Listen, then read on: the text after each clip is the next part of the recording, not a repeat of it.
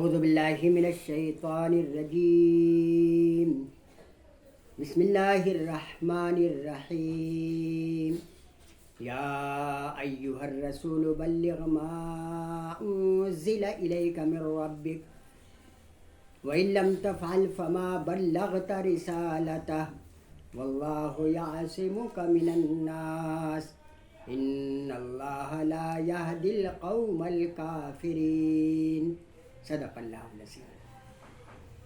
اے رسول صلی اللہ علیہ وسلم، جو کچھ آپ کی طرف تمہارے رب کی طرف سے نازل ہوا ہے اسے پہنچاؤ اور اس کی تبلیغ کرو۔ اگر آپ نے ایسا نہ کیا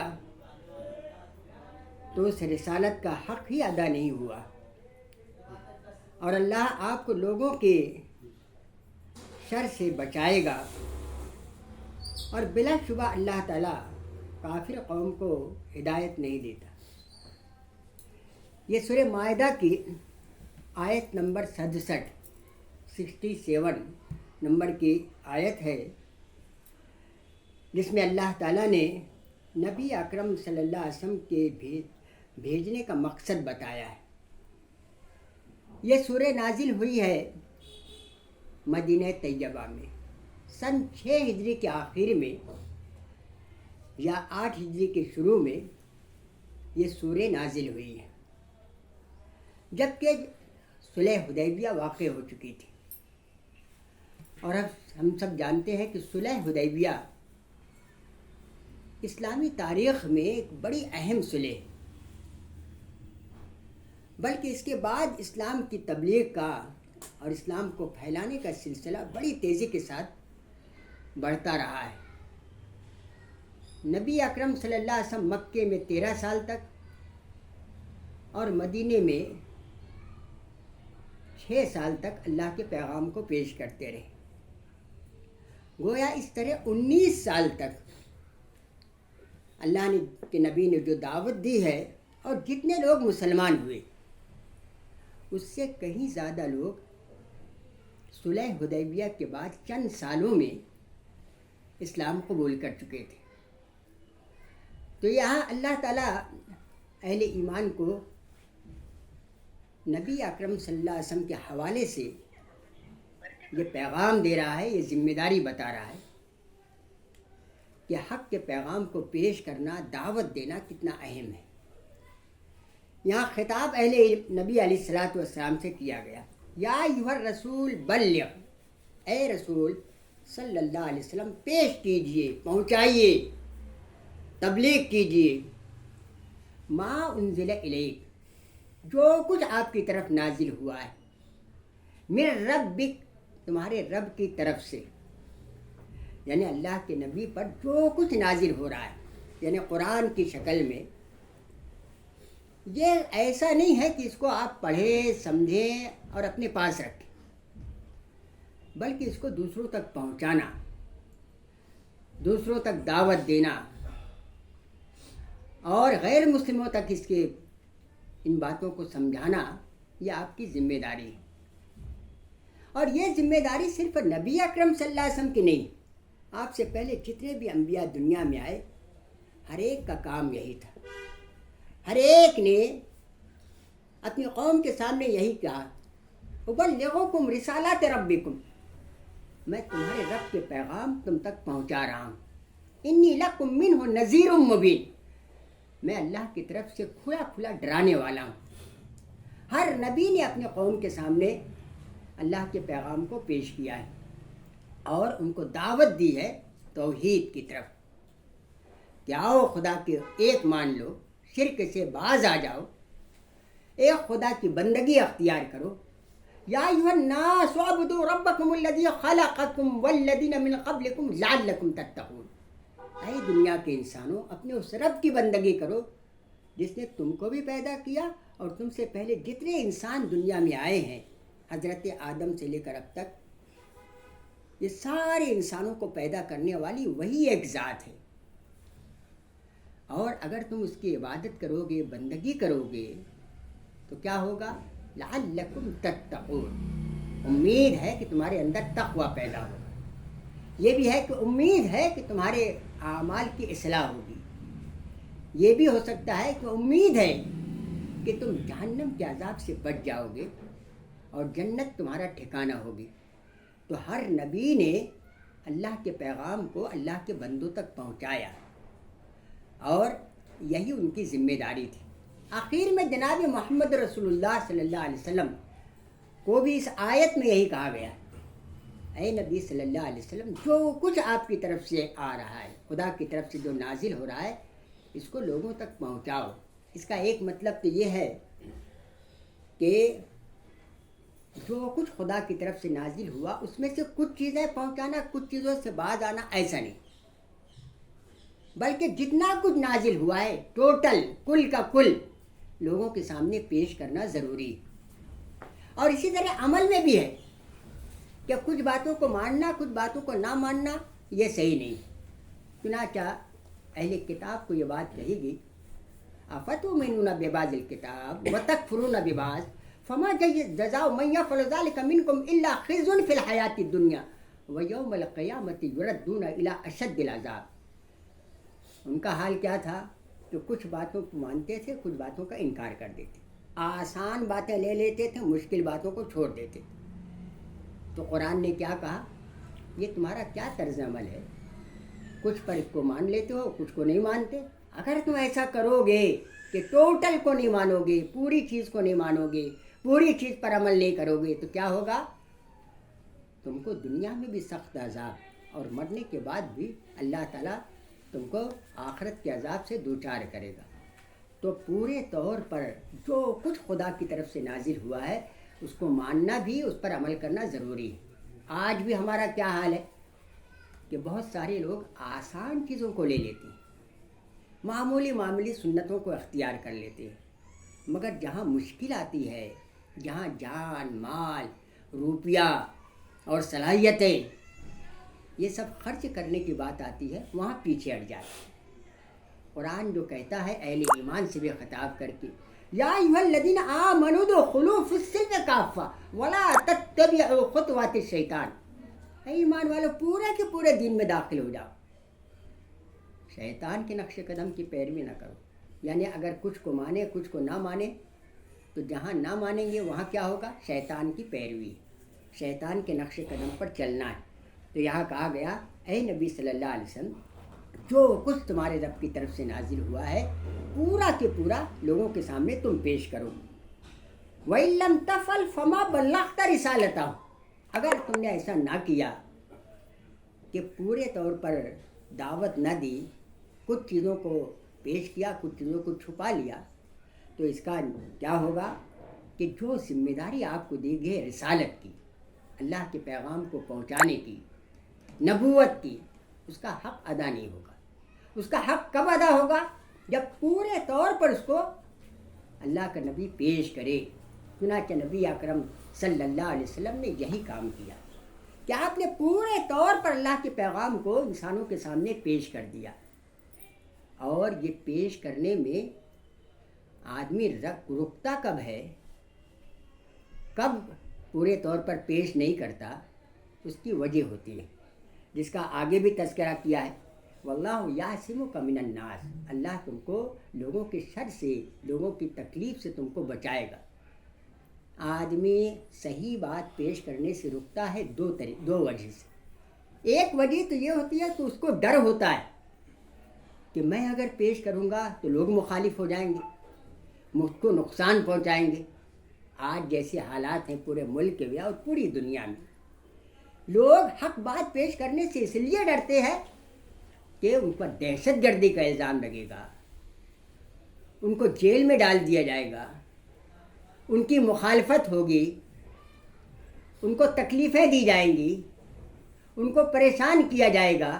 یہ سوچ کر آدمی رک جاتا ہے کہ یہ پریشانی کیوں مول لینا، اپنا دین پر عمل کرو جتنا ہو سکے اور لوگوں کے سامنے پیش مت کرو، ورنہ اس کی مصیبتیں ہم برداشت نہیں کر سکیں گے. یہ ایک تصور ہوتا ہے پیش کرنے سے رک جانے کا. دوسری بات کیا ہوتی ہے؟ دوسری بات ہوتی ہے کہ لوگ ملامت کریں گے، اپنے بھی دوسرے بھی. قرآن نے صحابہ کرام کی خوبی یہ بیان کی کہ ولا یخافون لومۃ لائم، وہ کسی ملامت کرنے والے کی ملامت کی پرواہ نہیں کرتے. کوئی کیا کہے گا یہ نہیں، ہم کو اپنا کام کرنا ہے. کوئی اچھا بولے یا برا، کوئی مخالفت کرے یا موافق، کوئی نقصان پہنچائے یا کوئی ہمارا ہمدرد بن جائے، اس سے بے پرواہ ہو کر اپنے فرض و منصبی کو انجام دینا، اللہ کے پیغام کو اللہ کے بندوں تک پہنچانا، یہ اہم ترین ذمہ داری. اللہ کے نبی نے اسی کام کو انجام دیا تھا. چنانچہ نبی اکرم صلی اللہ علیہ وسلم ایک بار ایسا ہوا کہ حضرت عبداللہ ابن مسعود رضی اللہ تعالیٰ عنہ، اس وقت پیارے نبی صلی اللہ علیہ وسلم نے ان سے کہا کہ قرآن کی آیتیں پڑھو، سناؤ. انہوں نے کہا آپ پر قرآن نازل ہوا، میں سناؤں؟ اللہ کے نبی نے کہا ہاں، میں چاہتا ہوں کہ تم سے قرآن سنو. جب قرآن سناتے ہیں سورہ نساء کی آیت پڑھتے ہیں کہ اس وقت تمہارا کیا حال ہوگا اے نبی صلی اللہ علیہ وسلم، جب تم سے سوال کیا جائے گا اور سارے لوگوں کے بارے میں تم سے پوچھا جائے گا، تم کو گواہ بنایا جائے گا. جب یہ آیت آئی تو اللہ کے نبی کی آنکھوں سے آنسو جاری ہو گئے، اس لیے کہ یہ گواہی کی ذمہ داری، شہادت کی ذمہ داری بہت بڑی ذمہ داری. اس ذمہ داری کے احساس سے آپ کی آنکھوں سے آنسو جاری ہو گئے. تو یہ احساس سے جواب دہی کہ کل ہم سے پوچھا جائے گا ہم نے پہنچایا نہیں پہنچایا. اس لیے نیک لوگ اور اللہ کے خاص بندے وہی ہوتے ہیں جو ہر دور میں اللہ کے پیغام کو اللہ کے بندوں تک پہنچانے کی کوشش کرتے ہیں، چاہے اپنے یا پرانے کتنے ہی مخالفت کرے، اس کی پرواہ نہیں کرے. چنانچہ اس وقت کو یاد کیجئے کہ جس کا تذکرہ قرآن پاک میں اللہ تعالیٰ نے اصحاب سبت کے بارے میں کیا ہے، سنیچر والے. ایک سنیچر کا دن ان کے اندر بڑا مقدس دن تھا. جس طرح ہمارے یہاں جمعہ کا دن ہے، ایسے ہی ان لوگوں کے لیے سنیچر کا دن تھا. بلکہ ہمارے یہاں تو جمعہ کا دن ایسا ہے کہ ہم سارا کام کاج انجام دیتے، مگر ان پر پابندی کیا تھی کہ سنیچر کے دن کوئی کاروبار نہ کریں. پورا دن تم کو اللہ کے عبادت کرنا ہے، اللہ کے پیغام کو پیش کرنا ہے. ایسے موقع پر کچھ لوگ ایسے تھے جو اپنے مفاد کے لیے سنیچر کے دن وہ کاروبار بھی کرنے لگ گئے، برائیوں میں بھی پڑ گئے. مچھلیاں کے سمندر کے کنارے تھے، دریا کے کنارے تھے، مچھلیاں پکڑنے سے بھی منع کیا گیا تھا، مگر انہوں نے ہیلے بہانے کر کے مچھلیاں بھی پکڑنا شروع کر دی. چنانچہ اس وقت 3 گروہ بن گئے تھے. ایک گروہ جو برائی میں پڑا ہوا تھا، دوسرا گروہ کہا تھا نیک تھا، نیکی پر چلتا تھا، عبادت کرتا تھا، مگر برائی سے روکتا نہیں تھا، خاموش تھا کہ کیوں ان کو کہیں. اور تیسرا گروہ تھا جو نیک بھی تھا اور برائیوں سے روکا بھی کرتا تھا، دعوت کا کام انجام دیتا تھا. تو جو نیک تھا ان برائی سے روکنے والوں کو کیا کہتی ہیں، لِمَ تَعِظُونَ قَوْمًا اللَّهُ مُهْلِكُهُمْ أَوْ مُعَذِّبُهُمْ عَذَابًا شَدِيدًا. ارے کیوں ان کے پیچھے اپنے جان کھپاتے ہو، اللہ تو ان کو عذاب دینے والا ہے، چھوڑو ان کے حال پر. وہ جواب کیا دیتے ہیں، قَالُوا مَعْذِرَةً إِلَىٰ رَبِّكُمْ وَلَعَلَّهُمْ يَتَّقُونَ. وہ کہتے ہیں کل اللہ ہم سے پوچھے گا کہ تم پر ذمہ داری تھی حق بات کہنے کی، تم نے کیوں نہیں کیا. معذرتاً الی ربکم، اس وقت ہم اللہ سے معذرت کر سکیں کہ اے اللہ ہم نے اپنا کام انجام دیا، ہماری ذمہ داری پہنچانے کی تھی. اور ہر ایک کی ذمہ داری پہنچانے کی ہوتی ہے، ماننا نہ ماننا یہ سامنے والے کا کام ہے. وہ نہیں بھی مانے تب بھی پیش کرنے والا، دعوت دینے والا اپنے فرض کے سبکدوش ہو جاتا ہے. چنانچہ کہتے کیا ہے، ہم اللہ کی بارگاہ میں کہہ سکیں کہ ہم نے اپنے فرضوں کا ادا. وَلَعَلَّهُمْ يَتَّقُونَ. اور دوسری بات کیا ہے، جب تک انسان زندہ ہے اس سے امید ہے کہ کسی وقت اس کا دل پلٹ جائے، کسی وقت صحیح راستے پر آ جائے، کسی وقت برائی سے رک جائے، کسی وقت خیر کے راستے کو اختیار کر لے. جب تک آدمی زندہ ہے اس سے مایوس نہیں ہونا چاہیے. چنانچہ صحابہ کرام کی زندگی میں ہم جائزہ لیتے ہیں، کتنے صحابہ ایسے تھے جو انتہائی کٹر مخالف. حضرت عمر رضی اللہ عنہ تلوار لے کر نکلتے ہیں اللہ کے نبی کو قتل کر دینے کے لیے، مگر راستے میں معلوم ہوا کہ ان کے بہن اور بہنوئی ایمان لے آئے. پلٹتے ہیں بہن کے گھر کی طرف، دروازہ بند ہے، باہر سے آواز دیتے ہیں اندر قرآن پڑھا جا رہا تھا۔ وہ فوراً چھپاتے ہیں، دروازہ کھولتے ہیں، یہ جا کر تو کیا پوچھتے ہیں کیا تم مسلمان ہو گئے؟ انہوں نے کہا ہاں۔ ان کو اس قدر مارتے ہیں کہ خون بہنے لگتا ہے، اس لیے کہ اسلام دشمنی ان کے دل میں بھری ہوئی تھی۔ انہوں نے کہا ہاں۔ بہن کہتی ہے اب تم ہم کو کچھ بھی کرو، اب ایمان ہم چھوڑنے والے نہیں۔ یہ اثر ان کے اوپر یہ ہوا، پوچھتے ہیں کیا پڑھ رہے تھے؟ جب ان کو دیا گیا اور قرآن جب انہوں نے پڑھا تو ایک خاص گھڑی تھی ہدایت کی خدا کی طرف سے، فوراً پکار اٹھتے ہیں کہ یہ اللہ کا کلام ہے اور ایمان لے آتے۔ تو انسان کو، داعی کو کبھی مایوس نہیں ہونا چاہیے، اپنا کام انجام دینا چاہیے اور اپنے فرض کو پورا کرنا چاہیے۔ چنانچہ یہاں اللہ فرما رہا ہے کہ اے نبی صلی اللہ علیہ وسلم، اگر آپ نے اس کام کو انجام نہ دیا تو رسالت کا حق ہی ادا نہیں ہوگا۔ اب اللہ کے نبی نے کیا کیا؟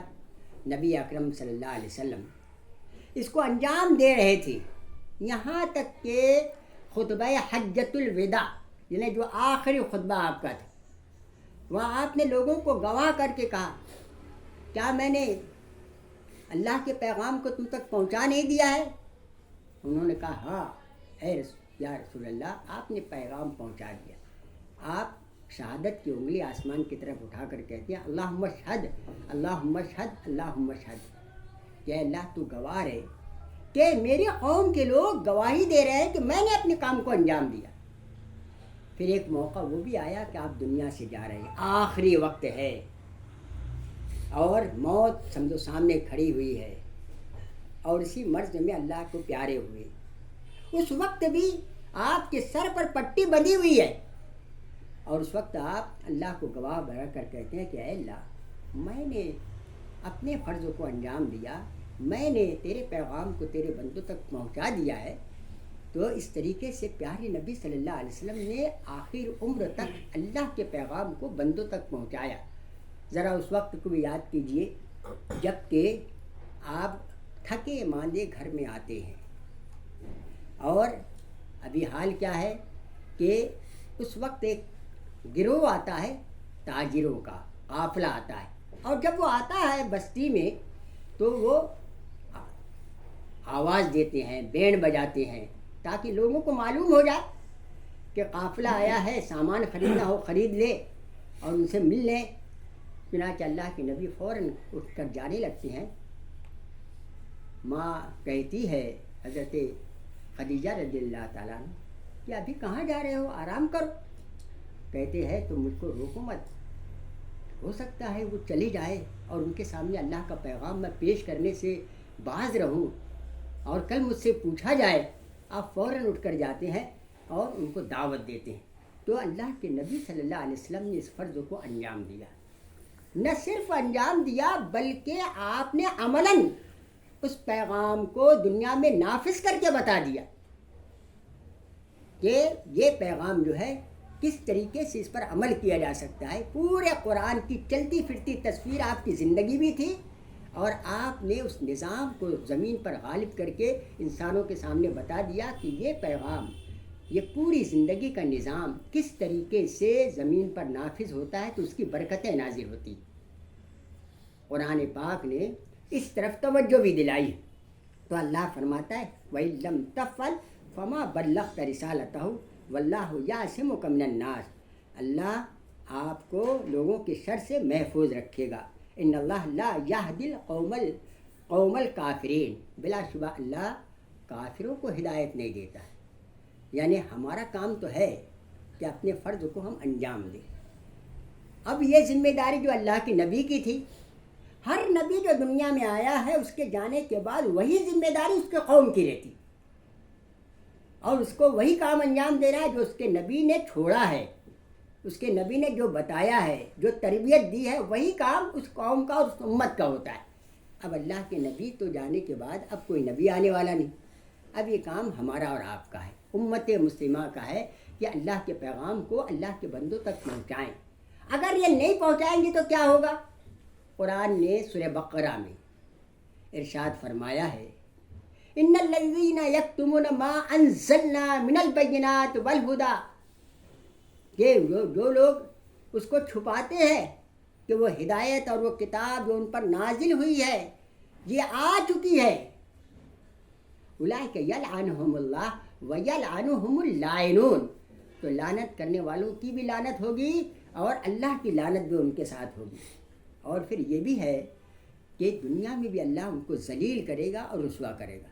اللہ کے نبی نے ارشاد فرمایا ان اللہ یرفع بہذا الکتاب اقواما ویضع به آخرین، اللہ تعالیٰ اس کتاب کے ذریعے جو اس پر عمل کرتے ہیں، جو اس کی دعوت دیتے ہیں، جو اس کو لے کر اٹھتے ہیں، جو اس کے پیغام کو لوگوں تک پہنچاتے ہیں، اللہ کے نبی فرماتے ہیں کہ دنیا میں بھی اللہ ان کو عزت کا مقام عطا کرتا ہے، اور جو اس کو چھوڑ دیتے ہیں اللہ تعالیٰ ان کو دنیا میں بھی ذلیل کرے گا اور آخرت میں بھی ذلیل کرے گا۔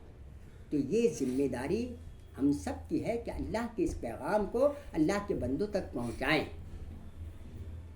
یہ صحیح ہے کہ پہنچانے کی راہ میں دشواریاں آئیں گی، مصیبتیں آئیں گی، پریشانیاں آئیں گی، اور قرآن نے خود کہا ہے کہ جب تم اس کام کو لے کر اٹھو گے تو پریشانی آئے گی۔ جگہ جگہ قرآن کہتا ہے، سورہ عنکبوت بالکل دوسری آیت میں اللہ نے فرمایا الف لام میم احسب الناس ان يتركوا ان يقولوا آمنا وهم لا يفتنون ولقد فتنا الذين من قبلهم فليعلمن الله الذين صدقوا وليعلمن الكاذبين۔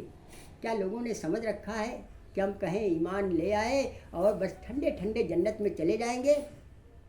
یقیناً ہم ان کو آزمائیں گے تاکہ کھرے اور کھوٹے، سچے اور جھوٹے دونوں الگ الگ ہو جائیں، پہچان لیے جائیں کہ کون سچا ہے کون جھوٹا ہے۔ قرآن نے سورہ آل عمران میں کہا ہے کہ مصیبتیں آئیں گی، اور وہاں یہ بھی کہا گیا ہے کہ زلزلوا حتی یقول الرسول والذین آمنوا معه متی نصر اللہ، اتنی مصیبتیں آئیں اللہ کے نبی اور اہل ایمان پر کہ وقت کا نبی بھی اور اہل ایمان پکار اٹھے متی نصر اللہ، کہ اتنی مصیبتیں آ گئی کب اللہ کی مدد آئے گی۔ وہیں کہا گیا الا ان نصر اللہ قریب، مطمئن رہو اللہ کی مدد آنے ہی والی ہے۔ قرآن میں جگہ جگہ پر یہ کہا کہ آزمائشیں آئیں گی، مصیبتیں آئیں گی، مگر ان ساری مصیبتوں میں تمہیں کام کیا انجام دینا ہے؟ ساری مصیبتوں میں جو ذمہ داری ہے حق کی پہنچانے کی، یہ تم کو انجام دینا ہے۔ چنانچہ آج بھی جبکہ پوری دنیا میں ظلم ہے، ستم ہے، شرک ہے، بلکہ اس دور کا سب سے بڑا جو خرابی یہ ہے کہ مادہ پرستی ہے، اور لوگ خدا کو بھولے ہوئے ہیں بلکہ خدا کا انکار بھی کر رہے ہیں۔ اب اس دور میں بھی ہماری اور آپ کی ذمہ داری یہی ہے کہ اللہ کے پیغام کو اللہ کے بندوں تک ہم پہنچائیں۔ الحمدللہ بہت سارے لوگ یہ کام انجام دے رہے ہیں، جماعت بھی یہ کام انجام دے رہی ہے، جماعت کے علاوہ دوسرے بھی کچھ گروہ ہیں جو انجام دے رہے ہیں، مصیبتیں بھی برداشت کر رہے ہیں اور ان کو تکلیفیں اور پریشانیاں بھی آ رہی ہیں، مگر اس کے باوجود حق کا پیغام لوگوں تک پہنچانے کی ذمہ داری برابر لوگ انجام دے رہے ہیں۔ مگر یہ ہے کہ ایسا طبقہ بہت کم ہے، بہت کم لوگ ہیں۔ اگر سارے لوگ دعوت میں لگ جائے تو اس کے اثرات کیا ہوں گے یہ ہم کہہ نہیں سکتے، مگر یہ ہے کہ جتنا بھی جو کام ہے یہ بہت مختصر طور پر انجام پا رہا ہے۔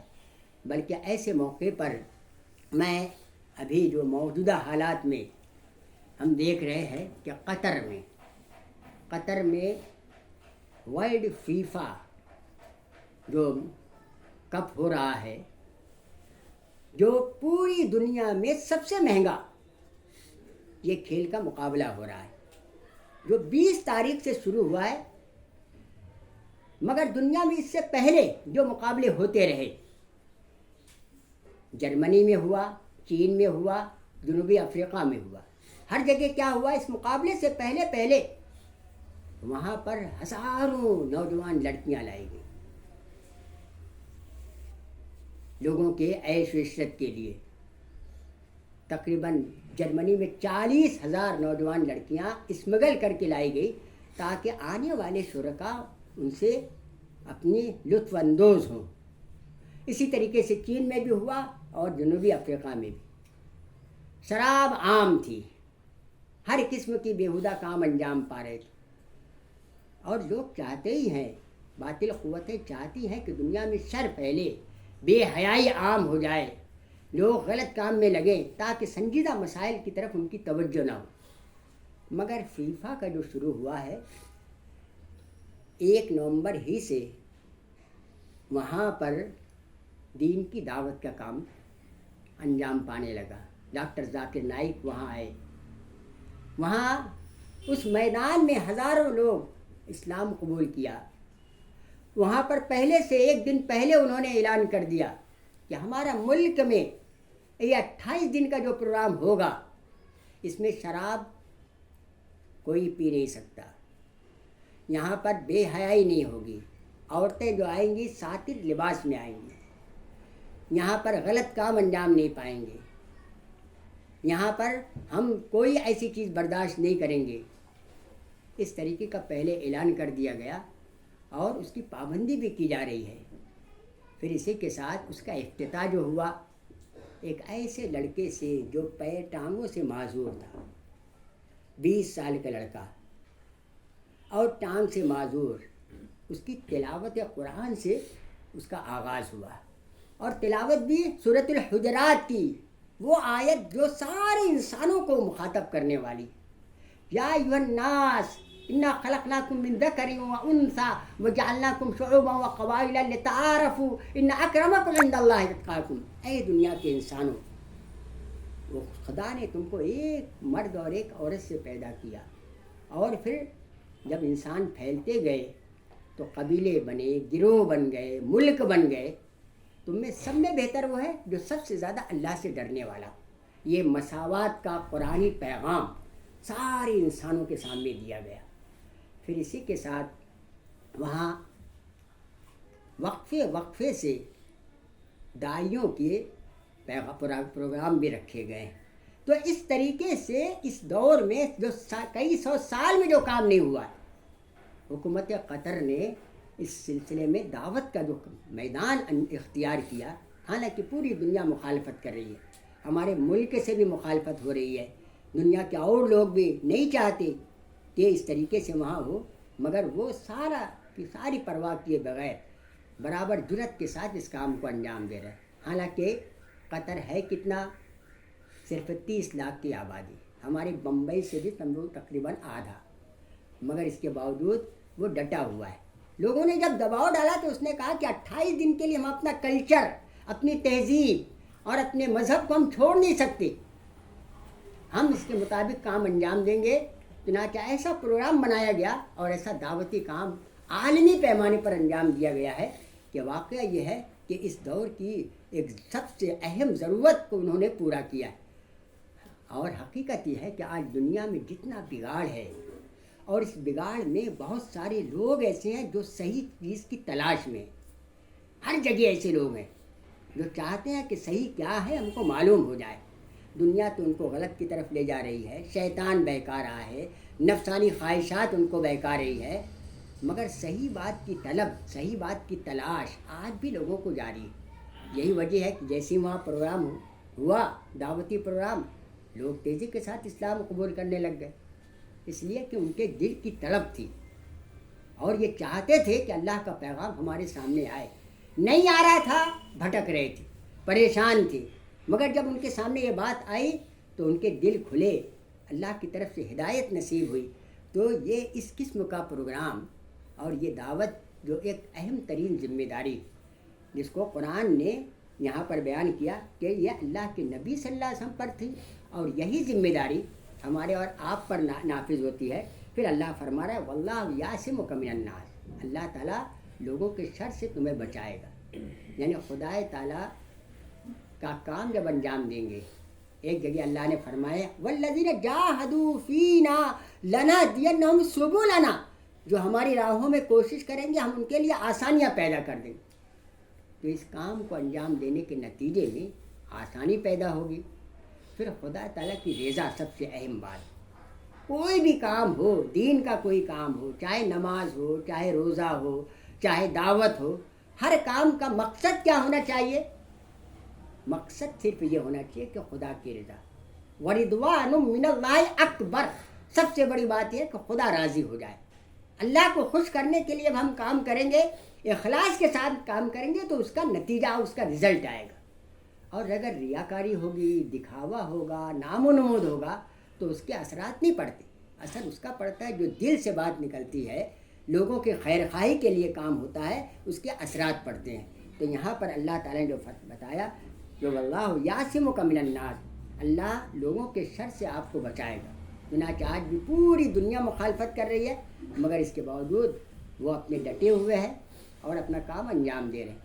تو یہ کام جو ہے صرف کسی ایک ملک کا نہیں ہے، بلکہ 57 ممالک میں یہ پہلی مرتبہ جب ایسا ہوا ہے تو لوگوں کے لیے ایک رہنمائی ہے کہ جس دین کو انہوں نے اختیار کیا ہے اس دین کی دعوت عام انسانوں کے سامنے پیش کریں. پھر ہم سب کی بھی ذمہ داری ہے کہ ہم اس پر عمل بھی کریں اور اس کو دوسروں کے سامنے پیش کریں. ہماری سب سے بڑی کمزوری کیا ہے کہ ہم یہ دعوت کا کام انجام نہیں دیتے. دوسری کمزوری کیا ہے کہ ہمارے عمل سے بھی اس کا ثبوت نہیں ملتا. صحابہ کرام جب جاتے تھے تو قرآن ان کو پہنچا نہیں، لٹریچر انہوں نے نہیں پڑھا، مگر چلتا پھرتا قرآن ان کی نگاہوں کے سامنے تھا. جیسے ہی صحابہ کرام کو دیکھتے تھے اسلام قبول کر لیتے تھے کہ اتنے اچھے لوگ، اتنے باکردار لوگ، اتنے اخلاق والے لوگ ہم کو کہاں ملیں گے. چنانچہ ان کو دیکھ کر ایمان لے آتے تھے. وہ اسلام کے لیے دروازہ تھا، مگر ہم کیا ہوا، ہمارے اخلاق، کردار، کیریکٹر، اس کی وجہ سے ہم اسلام کے لیے دروازہ نہیں دیوار بن گئے کہ ہم کو دیکھ کر لوگ اسلام کے قریب نہیں، اسلام سے دور جاتے ہیں.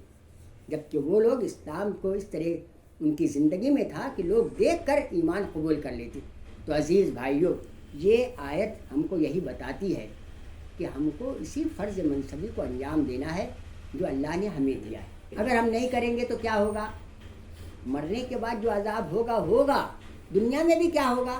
سورہ محمد کی بالکل آخری آیت اللہ نے فرمایا وَإِن تَتَوَلَّوْا يَسْتَبْدِلْ قَوْمًا غَيْرَكُمْ ثُمَّ لَا يَكُونُوا أَمْثَالَكُمْ. اگر تم اس سے منہ موڑو گے تو تم کو، اللہ کو تمہاری ضرورت نہیں ہے، تم کو ہٹا کر دوسرے لوگوں کو لے آئے گا جو اس کام کو انجام دیں گے جو تمہارے جیسے نہیں ہوں گے. تو یہاں کہ علامہ اقبال نے یہی کہا ہے آیا یورش تاتار کے افسانوں سے، پاسبہ مل گئے کعبے کو صنم خانوں سے. کہ وہی تاتاری جو اسلام کو مٹانے کے لیے آئے تھے، جنہوں نے بغداد میں مسلمانوں کے قتل عام سے خون کا ایک گویا ماحول پیدا کر دیا تھا، قتل عام کیا تھا، مگر آہستہ سے جب وہ اسلام کے دامن میں آئے تو انہی لوگوں کے ذریعے سے اسلام دنیا میں پھیلنا شروع ہو گیا. تو عزیز بھائیوں، اس ایک آیت سے ہم کو یہی پیغام ملتا ہے کہ ہم خود بھی عمل کریں، اپنے بچوں کو بھی اس کی طرف راغب کریں، اور جتنا ہم کو اللہ نے زندگی دی ہے اس زندگی کو صحیح راستے پر لگانے کی کوشش کریں. اگر یہ کوشش کریں گے تو آخرت میں بھی کامیاب ہوں گے، دنیا میں بھی اللہ کی مدد اور نصرت آئے گی. اور اگر اس سے ہم بعض میں منہ موڑیں گے تو ظاہر بات ہے دنیا میں تو جو ہو رہا ہے، جو پریشانیاں آ رہی ہیں وہ آئیں گی. مرنے کے بعد بھی اللہ تعالیٰ ہم سے جب باز پرس کرے گا تو ہم جواب نہیں دے سکیں گے. اللہ تعالیٰ ہم سب کو اپنے فرض منصبی کو انجام دینے کی توفیق نصیب کرے.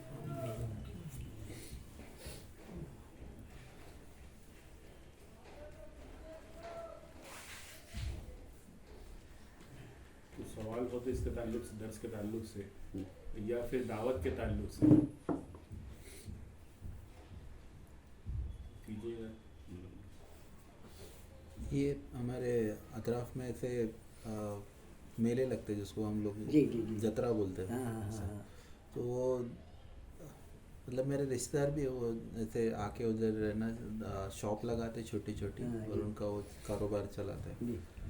تو اب جیسے بک سٹال ہو گیا، یہ تو مطلب اب انہوں نے، ان کے پاس میں وہ موقع ملا ان کو، تو فیفا ورلڈ کپ میں انہوں نے اپنے طور پہ کوشش کی.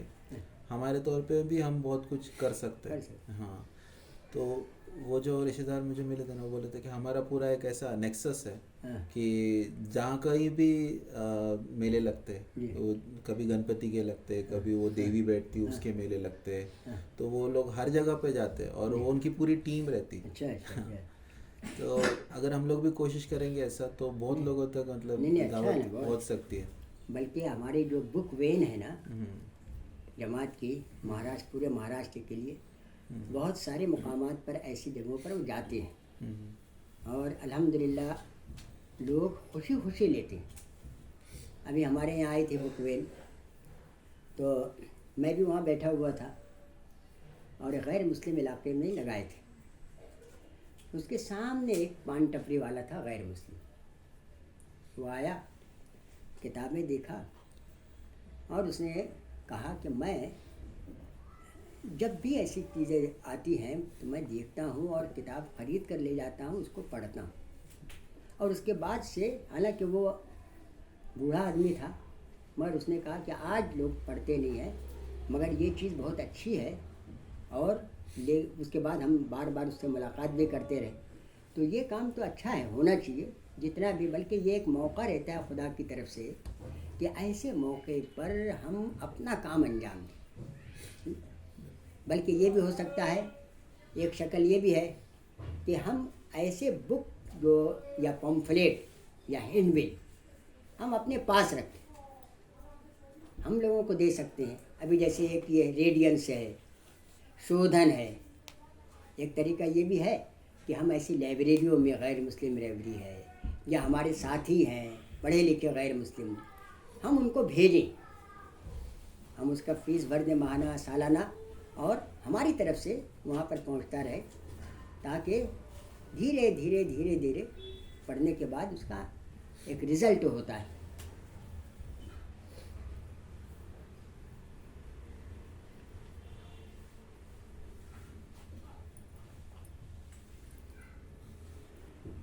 بلکہ اس سلسلے میں ایک بہت اچھا قدم ہمارے جنوبی ہندوستان میں سلام سینٹر پہلے بھی یہاں بھی شروع ہوا تھا اس کا, تو سلام سینٹر بہت بڑے پیمانے پر یہ کر رہا ہے. بلکہ وہاں پر تو انہوں نے یہ بھی کیا کہ وہاں ججوں کو اور وکلا کو بلا کر انہوں نے ان کے سامنے ایک پروگرام رکھا, ان کو بھی دیا. اور جب انہوں نے دیکھا تو انہوں نے کہا کہ واقعی آج ہم کو معلوم ہوا ہے کہ اسلامی تعلیمات یہ ہیں.